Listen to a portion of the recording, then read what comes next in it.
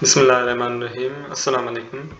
मेरा नाम डॉक्टर एहसन है और आज हम जानेंगे मूवमेंट्स इन प्लांट्स के बारे में।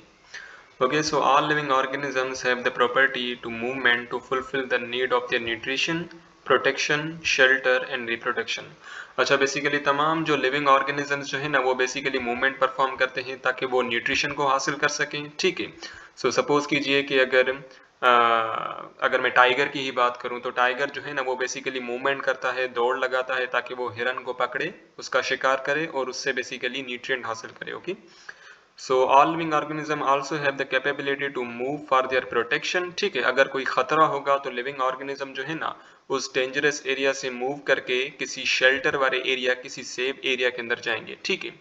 Then we have the reproduction. ठीक है, सो ऑल लिविंग ऑर्गेनिजम्स जो है ना उनके पास बेसिकली मूवमेंट करने की एबिलिटी होती है ताकि वो रिप्रोड्यूस भी कर सकें। ठीक है, सो रिप्रोडक्शन के लिए भी मूवमेंट की जरूरत होती है। Okay, so movement is defined as any action taken by the living organisms to reduce its irritability produced by the stimuli। अच्छा, stimuli क्या है? stimuli बेसिकली कोई भी इंफॉर्मेशन है जो कि या तो इन्वायरमेंट से आती है या तो इंटरनल बॉडी ऑर्गन से आती है। ठीक है, सो स्टिमुलाई क्या है? ये बेसिकली कोई सी भी इंफॉर्मेशन है जो कि बॉडी को सेंस करती है ताकि बॉडी जो है ना वो स्पेसिफिक रिएक्शन जो है ना वो परफॉर्म करे। ठीक है, सो इसको मैं आगे समझाता हूँ। सो बेसिकली मूवमेंट की यहाँ पे डेफिनेशन दी गई है कि मूवमेंट जो है ना लिविंग ऑर्गेनिज्म तब परफॉर्म करता है ताकि वो अपनी इरिटेबिलिटी को खत्म कर पाए। ठीक है, सो सपोज कीजिए अगर कोई बंदा है, ठीक है ना, किसी गर्म कमरे में बैठा हुआ है। ठीक है, सो वो वहां पे क्या हो रहा है? इरिटेट हो रहा है। ठीक है, सो बेसिकली वो मूव करेगा, ठीक है ना, और किसी शेल्टर वाली एरिया के पास जाएगा ताकि उसकी इरिटेबिलिटी जो है ना वो बेसिकली खत्म हो। ठीक है, सो स्टिमुलस क्या था उस बंदे का? स्टिमुलस बेसिकली हॉट टेम्परेचर था। ठीक है, हॉट टेम्परेचर क्या था? वो बेसिकली स्टिमुलस था फॉर दैट पर्सन। ठीक है, और इसी स्टिमुलस की वजह से बेसिकली वो बंदा जो है ना उस गर्म कमरे को छोड़ के किसी शेल्टर वाली किसी ठंडे एरिया पे चला गया। Okay, so plants are actually sessile which respond to environmental factors by adjusting their pattern of growth, development and turgor pressure। ठीक है, अब हमें पता है तो प्लांट जो है ना वो लोकोमोट तो नहीं कर सकते। ठीक है ना, वो बेसिकली स्पेसिफिक मूवमेंट ही परफॉर्म कर सकते हैं। ठीक है, वैसे प्लांट जो है ना वो सिसाइल होते हैं। ठीक है, यानी कि वो लोकोमोशन परफॉर्म नहीं कर सकते, लेकिन कुछ इन्वायरमेंटल फैक्टर की वजह से वो पार्टिकुलर मूवमेंट परफॉर्म करते हैं। ठीक है, अच्छा वो कौन सी मूवमेंट है वो हम आगे डिस्कस करते हैं। ओके, अच्छा, वो अपनी इरिटेबिलिटी को खत्म करने के लिए या तो टर्गर प्रेशर अप्लाई करते हैं, यानी कि उनके सेल के अंदर काफी सारा पानी भर जाता है। ठीक है, ताकि वो क्या कर सके? प्लांट के उस पार्टिकुलर एरिया को सपोर्ट प्रोवाइड कर सके। ठीक है, इसको मैं ऐसे समझाऊं, suppose this is a stem. ठीक है, सो यहाँ पे बेसिकली क्या है? यहाँ पे बेसिकली लीव है जो कि मुरझा हुआ है। ठीक है, अब यहाँ पे हमें पता है काफी सारे पेरेन्काइमेटिक सेल्स हैं। ठीक है, सो बेसिकली क्या होता है कि काफी सारा पानी इन्हीं पेरेन्काइमेटिक सेल के अंदर भर जाता है, जिसकी वजह से यही पानी जो है ना सेल मेम्ब्रेन के ऊपर प्रेशर अप्लाई करता है। सेल मेम्ब्रेन किसकी? पेरेन्काइमेटिक सेल की, और उस प्रेशर को हम कहते हैं टर्गर प्रेशर। ठीक है, और इसकी वजह से क्या होता है कि बेसिकली ये पूरा का पूरा लीव जो है ना ये से स्ट्रेट अप हो जाता है और प्लांट की इरिटेबिलिटी खत्म हो जाती है, प्लांट को एज ए सपोर्ट प्रोवाइड होती है। ठीक है, so now let's talk about the type of the movement on the basis of stimuli। there are two main type of movement found in plants। अब बेसिकली प्लांट के अंदर दो main किस्म की मूवमेंट होती है। एक होती है ऑटोनॉमिक मूवमेंट जिसे हम स्पॉन्टेनियस मूवमेंट भी कहते हैं, और ये ऑटोनॉमिक मूवमेंट क्यों होती है? Due to the internal stimuli. ठीक है, मैंने आपको पहले ही बताया था स्टिमुलाई दो किस्म के होता है। एक होता है इंटरनल स्टिमुलाई जो कि बॉडी ऑर्गन से अराइज होता है, और एक होता है एक्सटर्नल स्टिमुलाई जो कि इन्वायरमेंट से आता है। देखिए, स्टिमुलाई बेसिकली कोई सी भी इंफॉर्मेशन है जो कि बॉडी को प्रोवाइड की जाती है ताकि बॉडी जो है ना वो स्पेसिफिक रिस्पॉन्स जनरेट करे। ठीक है, देखिए एक्सटर्नल स्टिमुलाई बेसिकली इन्वायरमेंट से आता है। ठीक है, जैसे कि टेम्परेचर हो गया या कोई प्रेशर हो गया या वाइब्रेशन हो गया। ठीक है ना, कोई गर्म हवा हो गई। ठीक है ना, वो भी क्या है? As an external stimuli. लेकिन इंटरनल स्टिमुलाई जो है ना वो बेसिकली बॉडी ऑर्गन से जनरेट होता है। ठीक है, प्लांट का बॉडी ऑर्गन कौन सा है? जैसे लाइक रूट्स हो गए, स्टेम हो गए, वो क्या करते हैं कि इन्फॉर्मेशन जो है ना वो बेसिकली प्रोवाइड करते हैं प्लांट बॉडी को ताकि प्लांट बॉडी जो है ना वो स्पेसिफिक मूवमेंट परफॉर्म करे। ओके, सो इंटरनल स्टिमुलाई की वजह से कौन सी मूवमेंट परफॉर्म होती है? स्पॉन्टेनियस मूवमेंट परफॉर्म होती है, जिसे हम ऑटोनॉमिक मूवमेंट भी कह सकते हैं।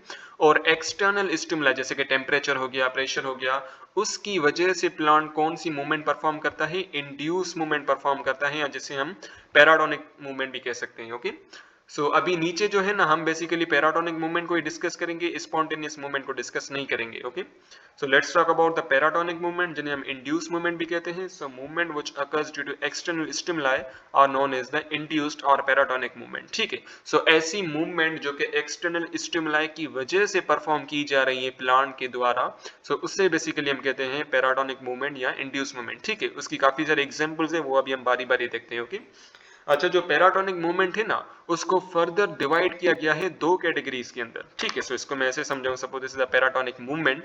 ठीक है, पैराटोनिक मूवमेंट की फर्दर दो किस्म की क्लासिफिकेशन है। Number one is the topical movement and number second is the nastic movement. ठीक है, बेसिकली पैराटोनिक मूवमेंट को हमने दो किस्म में डिवाइड कर दिया है, दो टाइप्स में डिवाइड कर दिया है। Number one is the tropic movement.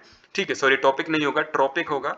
ठीक है, number one is the tropic movement and number second is the nastic movement. ठीक है, द एक्सटर्नल, अच्छा अब ये है क्या, ये भी हम बारी बारी देखते हैं। The external stimuli which causes this movement may be light, temperature, water, chemical, gravity. ठीक है, अच्छा अब एक्सटर्नल स्टिमुलाई कौन कौन से हैं जो कि पैराटोनिक मूवमेंट को कॉज करवाते हैं? These external stimuli can be light, light हो सकती है, टेम्परेचर हो सकता है, पानी हो सकता है, कोई केमिकल्स हो सकते हैं, या ग्रेविटी इटसेल्फ हो सकती है। ठीक है, let's talk about the tropic movement first. ठीक है, ट्रॉपिक मूवमेंट को हम डायरेक्शनल मूवमेंट भी कहते हैं। ठीक है, डायरेक्शनल मूवमेंट क्यों बोला? बिकॉज जिस डायरेक्शन से स्टिमुलस आ रहा होता है ना, या तो उसी डायरेक्शन पे प्लांट ग्रो करेगा या उस डायरेक्शन पे प्लांट ग्रो नहीं करेगा। ठीक है, इसको अभी हम समझते हैं। ट्रॉपिज्म और tropic movement are growth responses that result in curvature of whole plant organ towards और अवे फ्रॉम द स्टिमुलाई। अब बेसिकली ट्रॉपिक मूवमेंट जो है ना, अगर सपोज कीजिए कोई भी स्टिमुलस आ रहा है, ठीक है, suppose this is a plant, ये मैंने प्लांट बना लिया,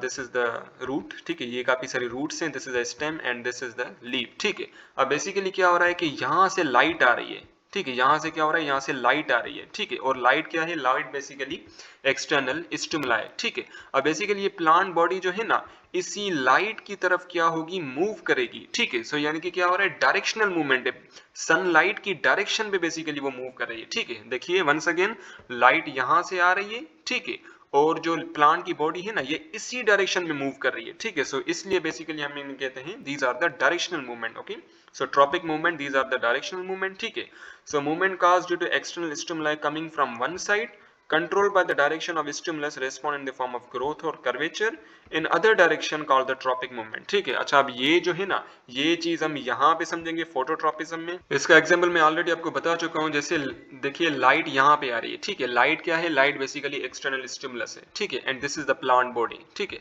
अब बेसिकली प्लांट बॉडी जो है ना, वो लाइट की तरफ बेसिकली क्या कर रही है? मूव कर रही है। ठीक है, ये क्या कर रही है? प्लांट बॉडी बेसिकली खुद को कर्व कर रहा है टुवर्ड्स द स्टिमुलाई। इससे बेसिकली हम कहते हैं tropical movement. Okay, it is commonly found in radially symmetrical organs like plants such as roots and stem. ठीक है, बेसिकली ये जो ट्रॉपिकल मूवमेंट है वो खास करके कहाँ पे पाई जाती है? रूट्स के अंदर और स्टेम के अंदर। ठीक है, बेसिकली रूट्स और स्टेम क्या करते हैं कि ट्रॉपिकल मूवमेंट जो है ना, वो परफॉर्म करते हैं। ठीक है, अब इसको मैं अभी समझाता हूँ। पहली बात ये समझ लें कि रूट एंड स्टेम जो है ना, these are the radially symmetrical organ. ठीक है, यानी कि सपोज कीजिए ये मैंने कि रूट ले लिया, बेसिकली मैं क्या कर सकता हूँ कि इस रूट को काफी सारे इक्वल पार्ट्स में डिवाइड कर सकता हूँ। ठीक है, सिमिलरली स्टेम जो है ना, stem is also the radially symmetrical organ. ठीक है, suppose this is a plant, ये प्लांट है and these are the roots. ठीक है, and this is the leave. ठीक है, अब बेसिकली क्या है कि इस ग्राउंड पे ये जो है ना, ये बेसिकली क्या है? काफी सारा पानी है। ठीक है, ये जो मैं बना रहा हूं ना, दिस इज द वाटर। ठीक है, अब बेसिकली क्या होगा कि ये जो रूट्स है ना, ये बेसिकली रूट्स इस पानी की तरफ क्या करेंगी? मूव करेंगी। ठीक है, ये बेसिकली क्या है? This is the directional movement, यानी कि रूट जो है पानी की डायरेक्शन में क्या कर रही है? मूव कर रही है। Okay, on the basis of stimuli following are the type of the tropic movement। अच्छा, बेसिकली ट्रॉपिक मूवमेंट की काफी सारी टाइप्स होती है। Number one is phototropism. Phototropism में ऑलरेडी आपको बता चुका हूँ, फोटो मींस लाइट। बेसिकली क्या हो रहा है कि लाइट अगर आ रही है, तो अगर प्लांट की बॉडी लाइट की तरफ कर्व कर रही है, उसकी तरफ मूव कर रही है, इसे बेसिकली हम कहते हैं फोटोट्रॉपिक मूवमेंट। और स्पेसिफिकली अगर लाइट की तरफ मूव कर रही है प्लांट बॉडी, उसे हम कहेंगे पॉजिटिव फोटोट्रॉपिक मूवमेंट। ठीक है, लेकिन अगर ये लाइट जो है ना, प्लांट की बॉडी अगर लाइट से दूर भाग रही है और इस डायरेक्शन में कर्व कर रही है, इसे बेसिकली हम कहेंगे नेगेटिव फोटोट्रॉपिक मूवमेंट। देखिए लाइट यहाँ से आ रही है, ठीक है, लाइट यहाँ से आ रही है, अगर प्लांट बॉडी लाइट के खिलाफ मूव करेगी यानी कि on the left side move करेगी, सो इसे बेसिकली हम कहेंगे नेगेटिव फोटोट्रॉपिक मूवमेंट, और अगर लाइट की तरफ मूव करेगी यानी कि राइट साइड पे मूव करेगी, सो इसे बेसिकली हम कहेंगे पॉजिटिव फोटोट्रॉपिक मूवमेंट, ठीक है। So it is a curvature movement that take place when the plant is exposed to light coming from only one direction, ठीक है। So phototropic movement जो है ना वो तभी परफॉर्म की जाती है जब लाइट जो है ना एक डायरेक्शन से आ रही हो, ठीक है। If this curvature movement is towards the source of light, so this is called the positive phototropism, ठीक है। अगर प्लांट की बॉडी लाइट की तरफ कर्व करेगी, लाइट की डायरेक्शन में यानी कि लाइट की तरफ अगर वो कर्व करेगी, सो उसे बेसिकली हम कहेंगे positive phototropic movement, and if away from the source of light called the negative phototropism, ठीक है।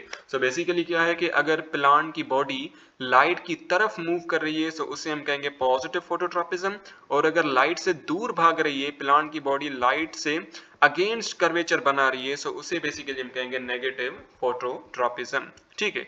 Phototropism curvature is due to light effect on the distribution of oxygen। अच्छा, बेसिकली लाइट की वजह से ये जो प्लांट बॉडी कर्व कर रही है ना, ये कर्व क्यों कर रही है? कर्व बेसिकली ऑक्सीजन की वजह से कर रही है, ठीक है। अगर ऑक्सीजन ना होता तो भले चाहे बेशक कितनी ही लाइट हो, प्लांट कर्व ही नहीं कर पाता, ठीक है। So basically plant curvature movement perform कर पाता है, फोटोट्रॉपिक मूवमेंट परफॉर्म कर पाता है just because of the oxygen, ठीक है।